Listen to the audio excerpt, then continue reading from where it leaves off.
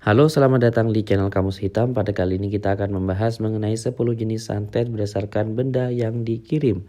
Tapi sebelum mulai di videonya, jangan lupa dukung kami dengan cara like, comment, subscribe, dan tekan tombol loncengnya.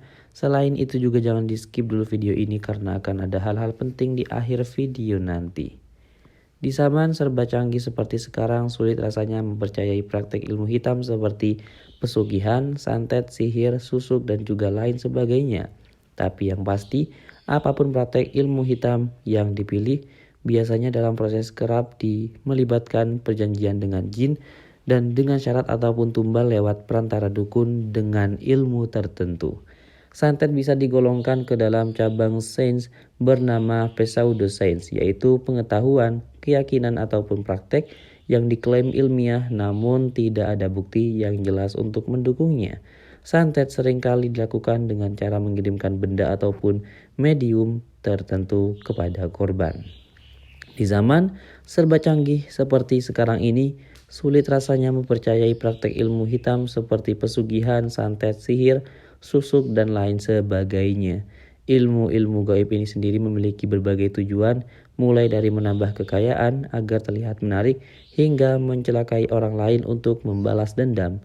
Dan jika dilihat dari benda-benda yang digunakan, ada beberapa jenis santet yang paling umum yang ditemukan di Indonesia. Paku dan juga jarum jahit. Paku dan jarum jahit juga media yang sering digunakan seseorang untuk berbuat jahat ataupun mencelakai kita. Bila menemukan paku berkarat dan juga jarum jahit yang tidak kita ketahui atau bukan milik kita, segera buang dan juga ambil berdoa untuk memohon pertolongan kepada Tuhan agar disingkirkan dari mara bahaya. Lanjut, paku dan kawat.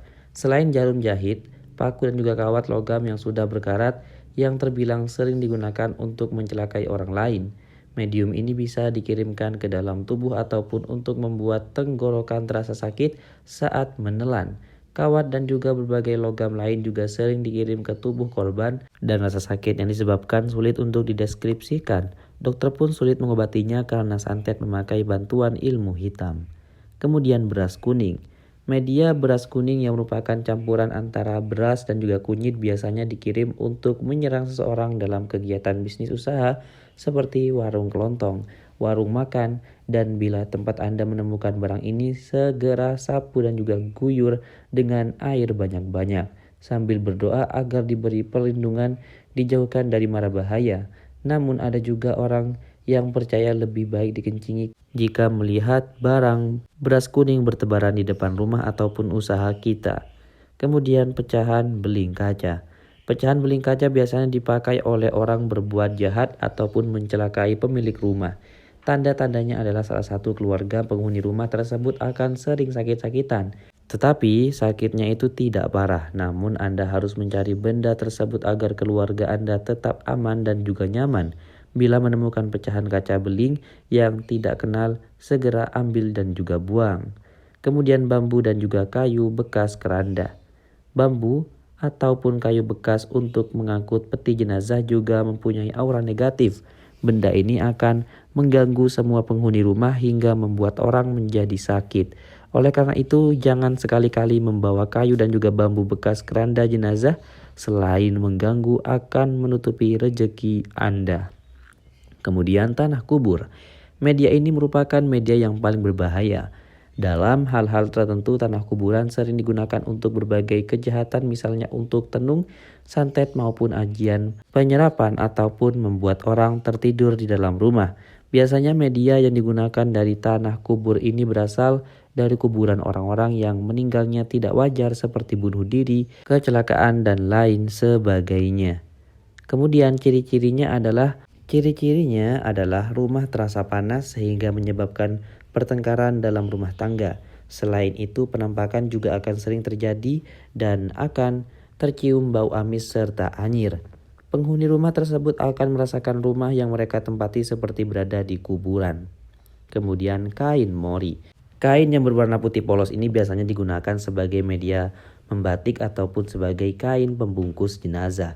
Biasanya orang yang syirik ataupun dendam dengan Anda akan menaruh kain mori di rumah Anda dan kain itu akan diberi 3 ikatan seperti tali ikatan pada jenazah.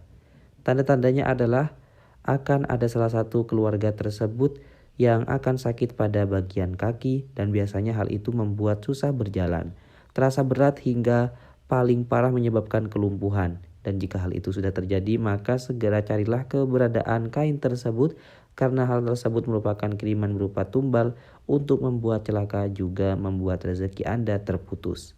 Kemudian, tulang hewan. Berikutnya adalah tulang yang bisa berupa tulang hewan, baik tulang hewan sapi, babi, ataupun lain sebagainya. Tulang merupakan kesukaan jin dan juga tulang tersebut akan diisi jin untuk ditanamkan di pekarangan rumah Anda. Tanda-tanda yang pasti terjadi adalah sering munculnya penampakan makhluk halus serta sering mengganggu penghuni rumah tersebut. Akibat dari gangguan makhluk halus tersebut bisa mengakibatkan kekacauan rumah tangga.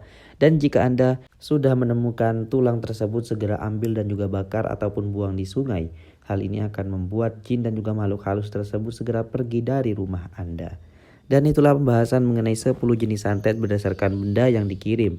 Jadi bagaimana menurut kalian semuanya? Apakah kalian percaya atau tidak? Jangan lupa dukung kami dengan cara like dan juga subscribe agar channel ini semakin berkembang. Juga jangan lupa buat tinggalkan komentarnya di bawah. Mari kita berdiskusi jika ada kurang atau tambahan lainnya. Terima kasih.